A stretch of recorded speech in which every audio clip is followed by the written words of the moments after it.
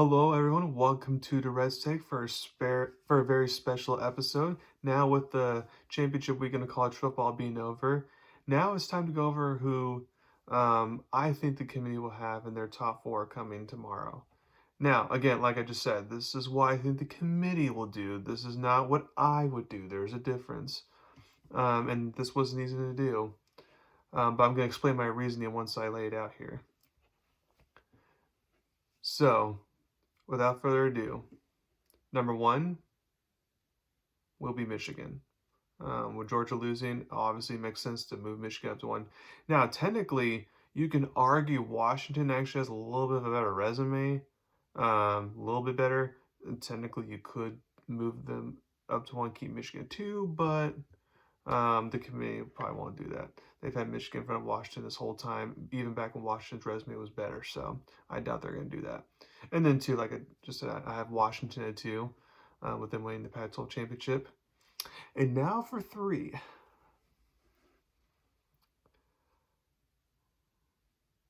I'm going to have, or I think the committee is going to have, Florida State at number three.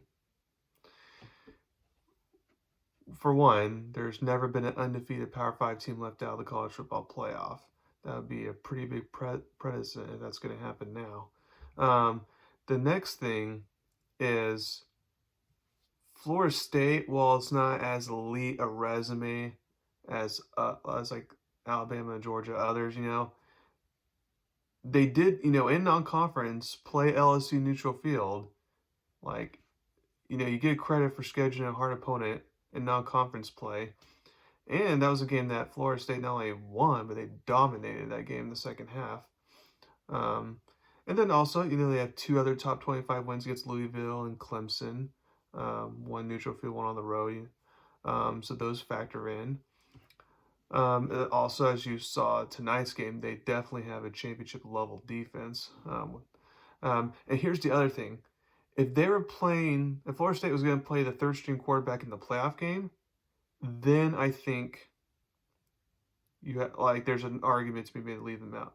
But the backup quarterback who's in concussion protocol, he'll obviously be back for the playoff game. Concussion protocol, he'll probably be out. He could have played in this game, like it was a game time decision. So that's not that the offense is super better at the back quarterback. Obviously, the second stringer is better than the third stringer. So those are factors to keep in mind. And then also, I've heard this argument a lot about, well, if this team were to play, number one team versus Florida State playing the number one team, the point spread would be big and it'd be a blowout and blah, blah, blah. It's like, I understand that, but the committee doesn't determine their playoff matches based off what the Vegas point spread would be or who's the favorite, yada, yada, yada. That's what Nick Saban was lobbying for last year when they didn't get over Ohio State, despite Alabama being a two-loss team, and which two-loss teams have never been in the playoffs, and then Ohio State being a one-loss team, and the only loss was to a good Michigan team. But that was what Nick Saban was lobbying for last year. So I've heard a bunch of excuses for it this year. Sorry, that's not how the committee thinks. They could go that way, but again, I doubt it. Like they usually have a pretty good track record of what they've done over the past, 8 years or whatever, since the playoffs started, 9 years. So I think they're going to have Florida State third. And now for the fourth spot, I am going to have, or the committee's going to have Texas in there. And here's why. So with Alabama having the head-to-head over Georgia, and plus Georgia not scheduling good non-conference play is going to hurt them. Now, of course, they did have Oklahoma previously before they had to switch that up because of the whole conference switcheroo thing. But still, it's like, weak non-conference schedule. That's gonna cost you. Now they do have 3 ranked wins against Missouri, Ole Miss, and Tennessee, 2 that were blowouts. So they definitely do have a case to be made. But as we've seen so far, the committee values head-to-head. So Georgia, I think, is out of it. So this is really between Alabama and Texas. And at this point, they're going to go Texas. Texas has been in front of Alabama by this whole entire time since the rankings have been out. And yes, Alabama just improved their resume with being the number 1 team in the land versus Texas. They beat the number 19 team or 18 team. we'll see like how far they fall in the top 25. So I understand that regard, but the head-to-head has to matter because if you say Alabama gets it over Texas despite Texas winning, no, what you're saying is okay. The non-conference play doesn't matter. I'll go ahead and schedule your cupcake games. It doesn't matter. So I feel like that would be a bad message to send to college football teams and college football fans for that to happen.